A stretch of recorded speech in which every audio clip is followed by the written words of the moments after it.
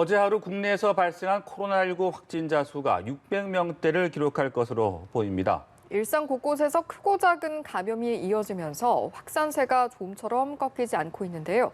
보도국 연결해서 코로나19 관련 소식 알아보도록 하겠습니다. 방현덕 기자.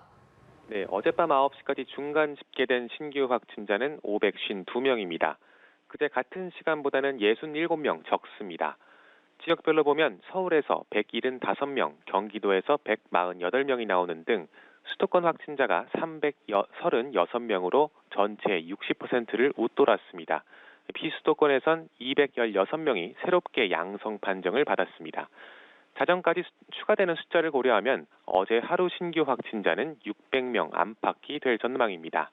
전국 곳곳에서 집단 감염이 잇따르면서 하루 확진자 수는 500명대에서 600명대를 계속해서 오르내리고 있습니다. 주요 감염 사례를 보면 충남 아산의 온천탕 관련 누적 확진자가 60명까지 불어났습니다. 대구 유흥업소와 관련해선 어제 하루 만에 50명이 넘는 신규 확진자가 나오면서 누적 확진자는 100명을 넘어섰습니다.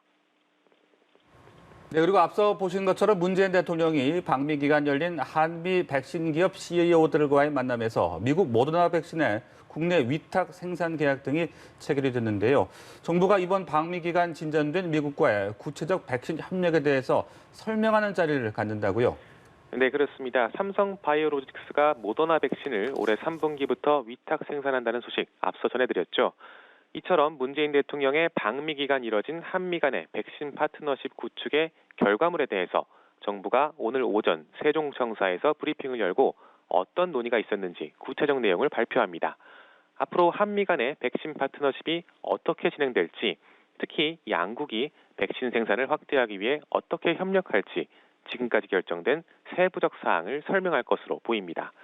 조 바이든 미국 대통령이 한국 장병 55만 명에게 백신을 제공하겠다고 밝힌 데 대해서도 언제 또 어떤 종류의 백신을 받게 될지 공개할 가능성이 있습니다.